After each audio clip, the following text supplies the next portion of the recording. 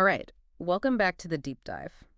We've been getting a lot of messages from you guys about those times in life when you just feel like you've hit rock bottom. Yeah, And today we're going to take a deep dive into that. yeah.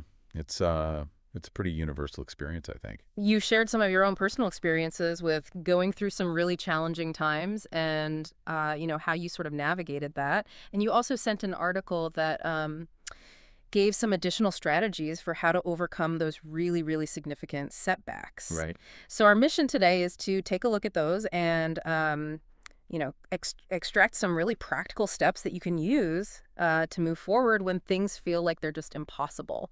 Yeah, I think that's great, and I think it's striking how universal this is, this experience of hitting that low point, Yeah. and yet you mentioned in your notes, it can feel incredibly isolating. Yeah. And what's interesting is that both your personal experiences and this article we looked at, Mhm. they both touch on this feeling of being alone in the struggle, Yeah, even though it's something so many people go through. absolutely. So when we talk about hitting rock bottom, what do we actually mean? Right. It's more than just having a rough day or, even a rough week. Right. Like, what are some of the things that came out, both from your personal experience and what the article talked about, that really are sort of indicators that, you've hit this point? Yeah. Well, I think considering both what you reflected on and also the article's perspective, Mm. it's about reaching that absolute lowest point. Yeah. The article detailed several common catalysts. Yeah. Things like job loss came up, Yeah. the breakdown of Yeah. significant relationships, Yeah. whether it's a really painful breakup or even a divorce, the irreplaceable loss of someone you love, Right. serious financial trouble, Yeah. or just that deep-seated feeling of being lost, Yeah. just and without a sense of purpose. And in your notes, you also mentioned a period where it was a combination of things. Yeah. You know, Yeah. you talked about professional disappointment and also just personal grief Yeah. kind of converging. Totally. Like it's almost like everything just comes together and you're completely depleted. Right. It's that feeling of being totally stuck, like there's absolutely no way out. And and just utter exhaustion. I Yeah. mean, mentally, emotionally, even physically sometimes. Yeah. You're running on fumes. Absolutely. Yeah. And as we touched on that feeling of being the only one experiencing this, Yeah. this is a really common thread. Yeah. Even your initial thoughts kind of echoed that. Yeah. Even while intellectually knowing that, other people must go through similar things, Yeah. the article actually highlighted a psychological phenomenon where our own intense emotional experience Mhm. can sometimes overshadow our awareness of other struggles. Wow. Okay, so you're in that place. Like, how do you even begin to navigate out of that? The article seemed to place a lot of emphasis on how you deal with your emotions. It did. Yeah, and it's a crucial point that aligns really strongly um, with what you sort of intuitively felt Right. in your own experiences. Yeah. The piece really stressed allowing yourself to acknowledge and feel those emotions Yeah. instead of trying to suppress them. Right. And you mentioned in your notes, a tendency to throw yourself into work Yeah. during difficult times. Yeah. And the article discussed how that kind of avoidance, whether it's through work, through social media, even through uh, unhealthy habits, Yeah. Yeah. can be a really common but ultimately unhelpful strategy. Oh, yeah. The old keep busy so you don't have to think about it. Right, exactly. Yeah. But what the article pointed out, and what likely resonates with your experience, is that ignoring emotions, it doesn't make them vanish. Right. It can actually intensify them Oh, over time. Think of it like a pressure cooker. Right. Yeah. Yeah. The article even touched on some research suggesting that that consistently suppressing emotions, it can have physiological consequences, Wow. contributing to things like chronic stress, a weakened immune system, Oh, wow. alongside the increased risk of anxiety and depression that you alluded to in your reflections. Yeah. No, that totally makes sense. So how do you actually do that? Like, Right. how do you allow yourself to feel those things without being completely overwhelmed by them? Right. What did the article say, and what did you find, in your own journey that was helpful? Yeah, the article offered several concrete ideas Okay. Allowing yourself to cry, for instance, Yeah. was presented as a natural and healthy release. Right. Journaling was another key recommendation. Mm-hmm. You know, Mm-hmm. putting your thoughts and feelings down on paper can help you process them and identify, recurring patterns. Yeah. You mentioned using journaling I occasionally, have, yeah. and the article suggested, trying to do it more consistently during those difficult times. Okay. And crucially, talking to someone you trust. Yeah. You know, the article emphasized how verbalizing your feelings to a supportive friend, family member, Mm. or therapist, can offer a different perspective and lessen that emotional burden. Yeah. In your notes, you mentioned the relief you felt after finally confiding in a close friend during a particularly tough period. I did. The core message, Yeah. echoed in both your experience and in the article was feel it to heal it. I like that. Yeah. Yeah. I mean, that really hits home. Another thing that, feels almost unavoidable these days, especially, is comparing ourselves to others. Right. And the article touched on this too, right? It did, yeah. And it's so relevant in the context of social media, Yeah.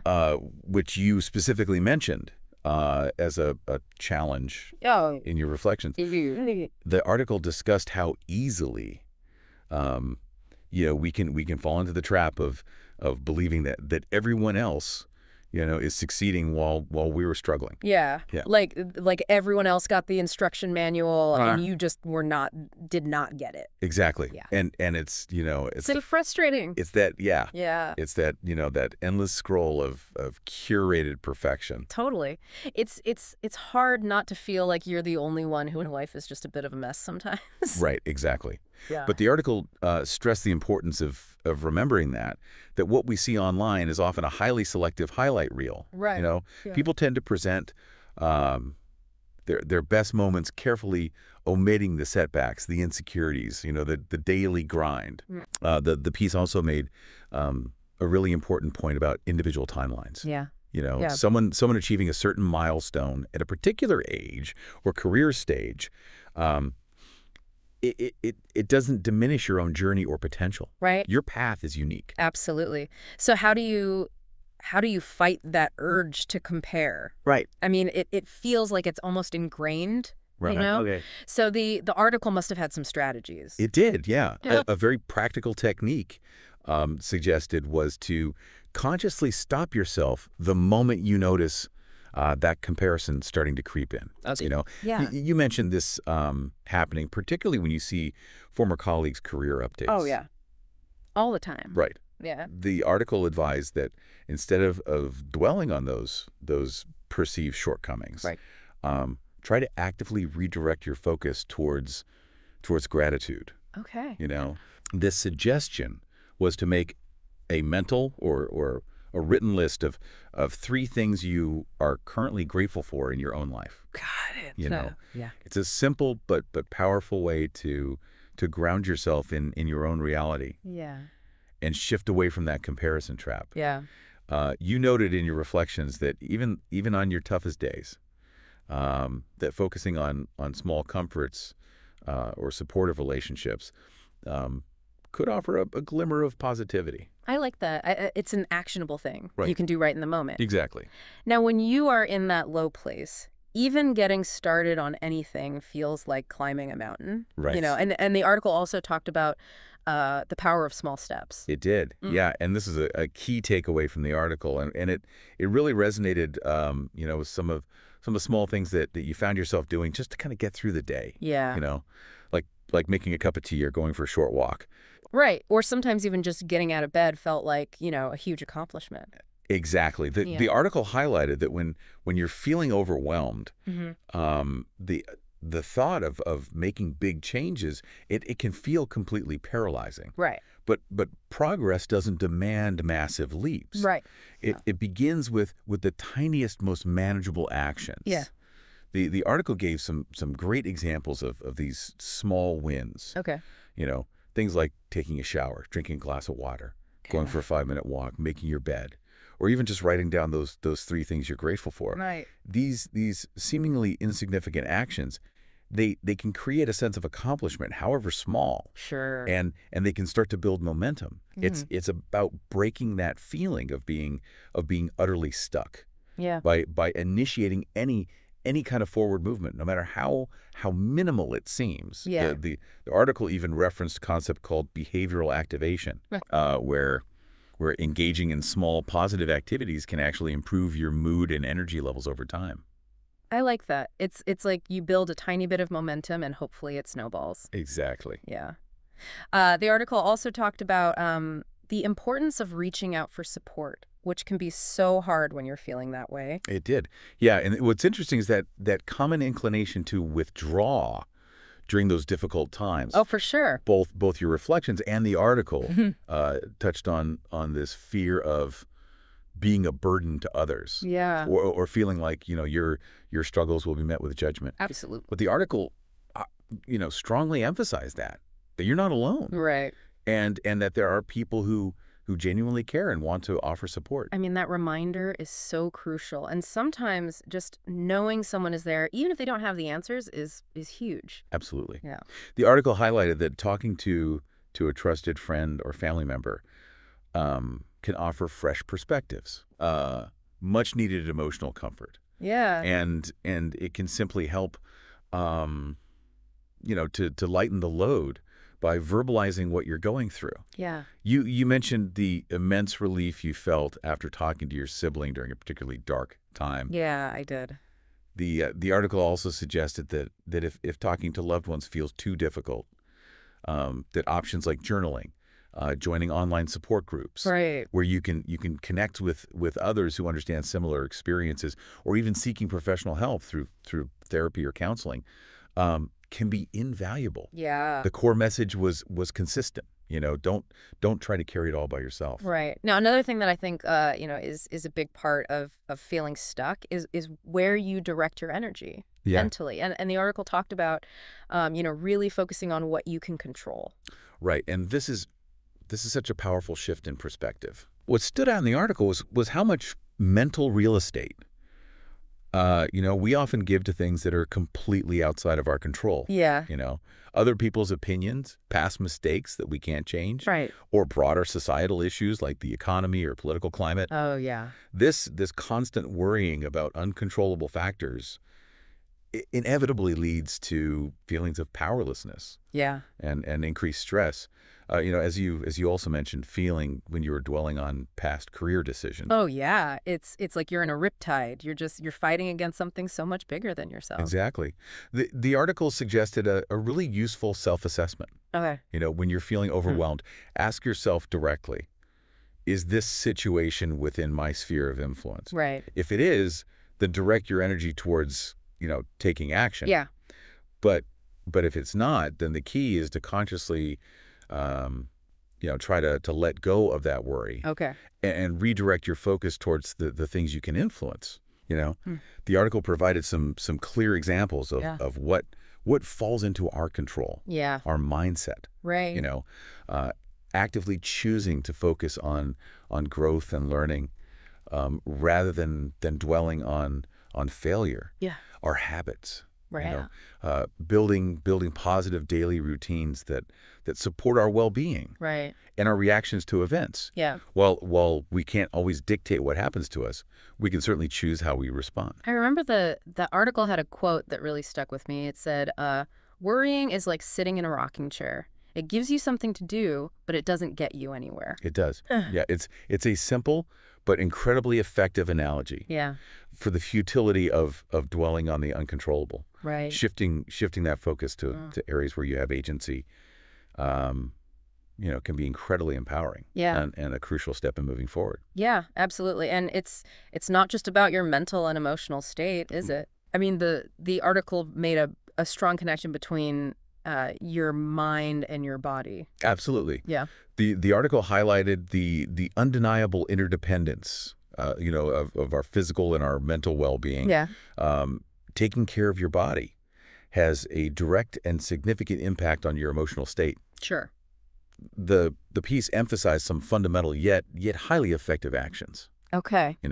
Moving your body, even if it's just a short walk, prioritizing nutritious foods, Yeah. to provide your brain with the necessary fuel to function optimally, Right. and ensuring that you're getting sufficient sleep, Right. as sleep deprivation can significantly amplify negative feelings Yeah. and make it harder to cope with stress. You mentioned noticing a clear link between your sleep patterns and your mood Oh, yeah. Huge. during challenging times, which aligns perfectly with this. Yeah, it's all connected. It is. Like when you're feeling low, those are often the first things to go, but then it's like you're just creating this vicious cycle, right? Exactly. Prioritizing these aspects of self-care isn't a luxury. It's a fundamental building block Yeah. for emotional resilience. Yeah. And Yeah. plays a vital role in navigating those difficult periods. Absolutely. And finally, the article had a really, I thought important, perspective on the temporality of struggle. Like Right. when you're in it, it feels like it will never end. Right. And this is such a crucial point to remember. And it's something that can be so difficult to grasp when you're in the midst of, profound pain. Right.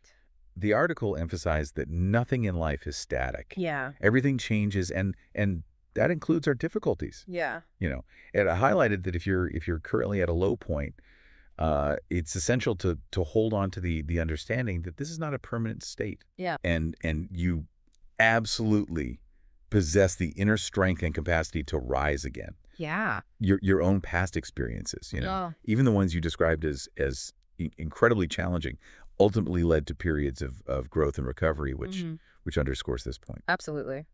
That's a really hopeful message. Yeah. So to bring everything together for you, let's just quickly go over, those core ideas that came out both from your experiences and from the article, Right. For how to navigate those really low points. Absolutely. Yeah. We've talked about the importance of allowing yourself to fully experience your emotions Yeah. without judgment, Hmm. consciously making the effort to stop comparing your journey to others, Yeah. and focusing on your own path and progress, taking small, manageable steps forward each day to build that momentum. Right. Reaching out for support from trusted individuals rather than isolating yourself. Yeah. Directing your energy towards the aspects of your life that you can actually influence, Right. and prioritizing your physical well-being Yeah. as a foundation for emotional resilience. Yeah.